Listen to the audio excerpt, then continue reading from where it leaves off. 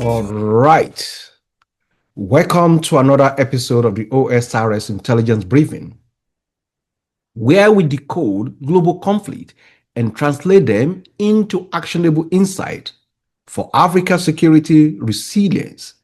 Again, I am Dr. Oludare Ogunlana, Principal Consultant at Ogun Security Research and Strategic Consulting, OSRS.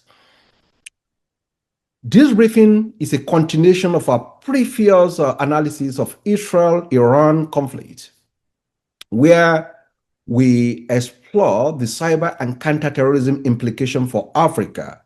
And today, we turn our focus to three additional but equally critical domains, talking about political impact, economic vulnerability, and human security risk.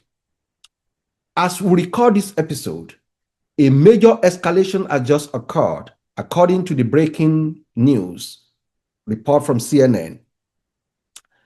The United States, again, has officially entered the war, conducting targeted airstrike using B-2 bombers on the nuclear facilities in Iran. And this is historic development that significantly reshaped the trajectory of the conflict and widened its global repercussion. Anyway, at OSRS, we are going to continue to monitor this rapidly evolving situation and consistently highlight how global power struggle, though very distant from us, we may think so, how it will carry deep and lasting consequences for the African continent. And that's why we continue with this analysis. Now, let me start with political implication of what is going on, in the Middle East and the implication of the US joining this war officially. Iran is expanding its influence in countries like Algeria, Sudan, and East Africa. And this is part of strategy to shape diplomatic blocs, control narratives, and undermine Western influence on the continent. Also, think about international pressure. South Africa has already recalled its ambassador from Israel a long time ago, since the issue of Gaza has started. South Africa actually dragged Israel to the international international court in Hague for that. So, with the United States now militarily engaged, African states will face growing pressure at this point in time, particularly from allies and donors to declare position. And this could fracture the AU cautious diplomacy. For so long time, AU has always been very cautious about where to belong. So it has created what we call strategic dilemma. Africa's historic position of non-alignment is now being tested. It's being tested. Think of aid, arms, and investment are now tools of allegiance. We've seen that with the President Trump, warning most of the country that, okay, if you are part of the BRIC, or you are working with China to undermine the tariff regime of the United States, you may likely be in problem. So the choice to stay neutral is becoming harder, and the cost of alignment economically and politically has never been higher. So it's like Yoruba proverb, Ọba rán ẹni iṣẹ́, iṣẹ́ ọba ò ṣeé kọ̀, odò sì kún, o ò lè kó sínú odò. Right? What are you going to do? So OSRS support government with policy advisory service and strategic threat modeling to help navigate geopolitical tension with foresight and national interest in mind. So let us also look at economic disruption, from energy volatility to trade disruption to food and commodity security. And as I've mentioned, with the US involvement, with the strike, oil prices have surged globally. We all know that. Why the exporter like Nigeria, we gain some revenue temporarily. The continent as a whole, we face higher transportation and energy costs, subsidy strain, and also inflationary pressure. Yes, no doubt in that. And instability in the Red Sea and broader Gulf region is disrupting maritime traffic. We all know that. Shipping firms are now rerouting vessels around Africa, southern tip increasing costs and delay times for export and import. So landlocked African nations will feel this very severely. No two ways about that. Africa is highly dependent on grain and fertilizer import. In fact, when the war between Russia and Ukraine started, it actually affected our grain importation. So think about that. With what has happened in Iran, supply uncertainty, price spikes, and logistical delay, all these will aggravate food insecurity, especially in regions like Horn of Africa and Sahel. Once again, let me remind you that for us at Ogun Security Research and Strategic Consulting, we offer economic risk modeling and supply chain resilience support for public and private sector actors across Africa.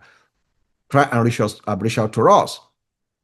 Now, let us analyze and look at the human security challenges, from migration pressure to delayed humanitarian aid to hybrid threat amplification, which I mentioned in my last episode.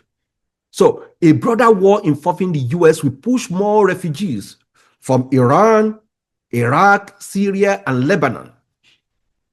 And this population may flow southward through North Africa into Sahel, and that further straining humanitarian system in Chad, Niger, and Libya, right? Think of Nigeria as well, the northern part of Nigeria. Now, increased military operations and maritime trade will delay humanitarian aid deliveries. And this is already affecting crisis zones like Sudan, Somalia, and Ethiopia. Logistics chain for food, medicine, and shelter are always compromised when this happens. Last week, I mentioned hybrid threat amplification. Local extremist groups like Boko Haram, Al-Shabaab, and factions in the Sahel. Definitely, they are going to exploit this situation, whether through direct funding, ideological alignment, or tactical inspiration. So, African militant groups are likely to be emboldened with what is going on. So, we have to prepare for that. And that is why I will remind you again also that we provide strategic early warning system and work with humanitarian and security actors to build national human security framework. And now let me go back to Nigeria, specifically for Nigeria. Nigeria pivotal role is very important. As Africa's most populous nation and leading economy, it is important to lead continental response. And also, how we go back to most of the things I've said in the past, recommending that we establish regional framework for threat intelligence sharing at this point in time. We have to guide diplomatic positioning within the African Union and the United Nations. The time is now to invest in food security, fuel independence, and supply chain resilience. We've been talking about this all this while. It's been theoretical. It's now time to do that. We need to fortify both cyber and physical infrastructure to withstand any kind of regional shock that may happen as a result of what is going on in the Middle East. This is no time for ambiguity. Nigeria must act not only in defense of its national interests, but in leadership for regions' collective stability. It is important. And for us in OSRS, we are available to support Nigerian stakeholders in building strategy, resilience plan, and regional coordination frameworks, which is very important at this point in time. So let me say that the United States bombing of Iran, that nuclear site that was bombed yesterday, it has marked a new and dangerous chapter. Yes, dangerous chapter.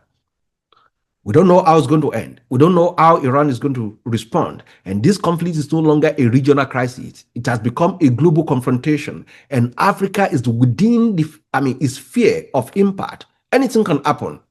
So the consequences will not come with fighter jet, but through oil prices, migrant flows, food shortages, digital threat, and diplomatic ruptures. How much are we preparing for all this?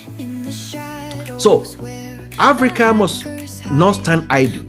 we must respond with clarity, collaboration, and strategic vision.